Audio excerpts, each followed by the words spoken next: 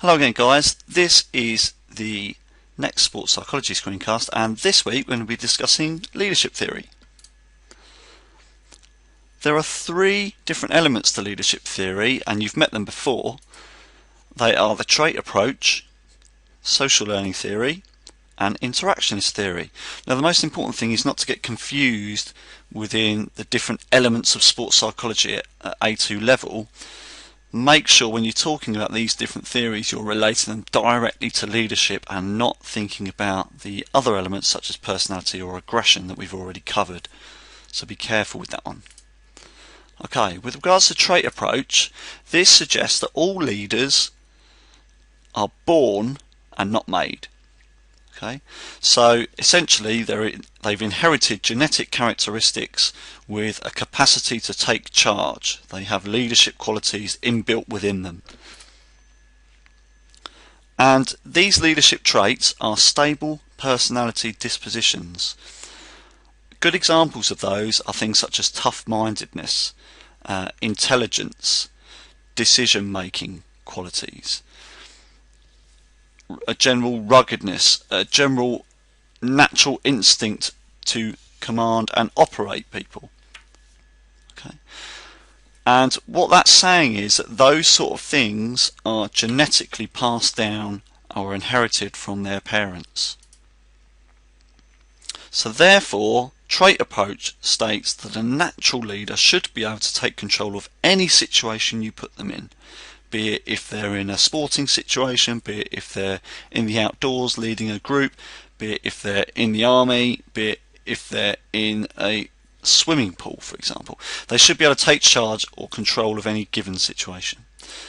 Good examples of this, Winston Churchill, if we're not talking about a sporting context, would possibly have been a natural leader.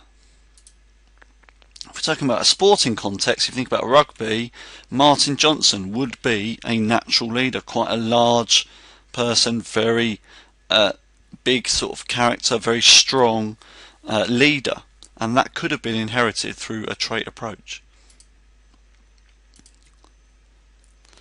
The problem with trait theory is that it's not a very good predictor of behaviour, and so the argument is that, alright, we're saying that the genetic inheritance is tough-mindedness. Well, you can't really prove that tough-mindedness has been passed down to someone. There's not enough proof in this theory, so therefore, because your tough-mindedness, it doesn't guarantee that you're therefore going to be a good leader.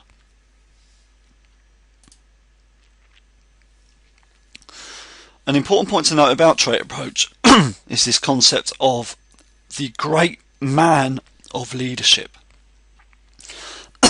And this suggests that inherited qualities of leadership, such as tough-mindedness, are actually inherited by sons and not daughters, just sons who have previously been successful leaders. So for example, if Winston Churchill was a very successful leader and he had a son, this theory, the great man of leadership, suggests that that son will have inherited Winston Churchill's genetic leadership qualities and therefore could have the potential to become a great leader himself. And it's only sons within that theory, which is another argument to add if you were female, of course.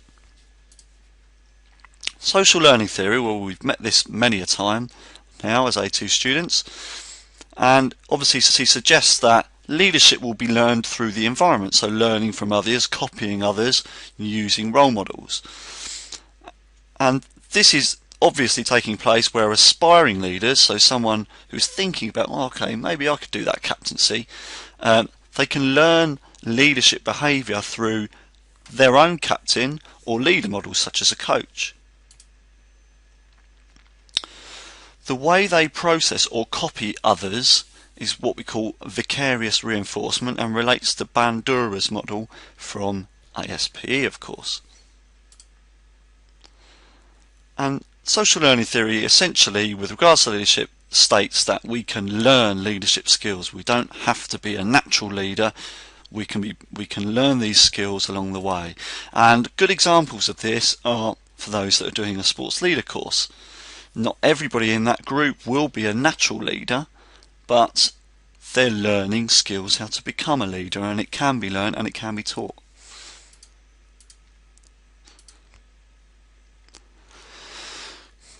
The way social learning theory works is it promotes the learning the skills of leadership through imitation and experience. So, for example, we go back to this Sports Leaders Award.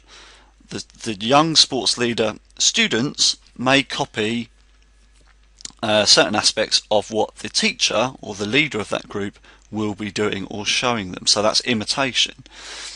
The other aspect it encourages is experience. So as a leader gains a little bit of experience, they might fail in a situation such as, I don't know, they're in a group situation controlling a group of children within a sporting activity, and they let the kids run riot.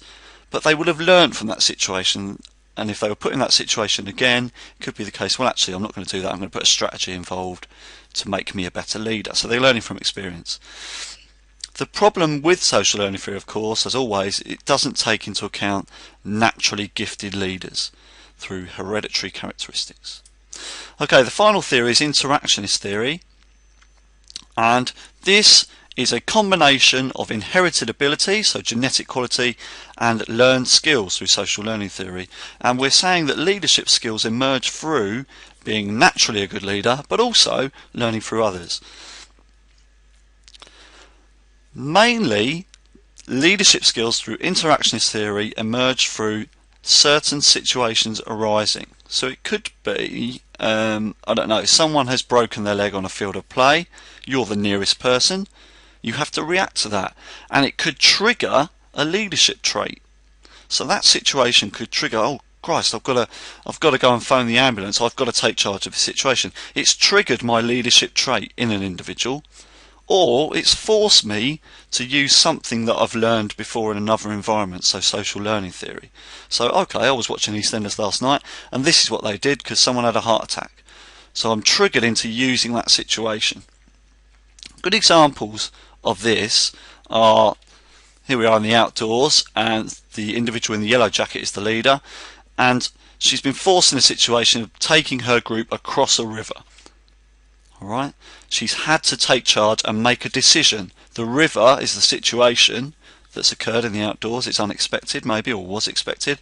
She's having to make a decision and trigger her leadership skills. If we're talking about a sporting situation, it could be, in a basketball game, you're down by 10 points and you really need to win the game. The leader could gather the group together and create a huddle and drive some motivation to their group, which is maybe what's required, or offer some direct instruction. So that person is taking charge within that environment, triggered by that situation. Okay, as per usual, make good notes and bring to class.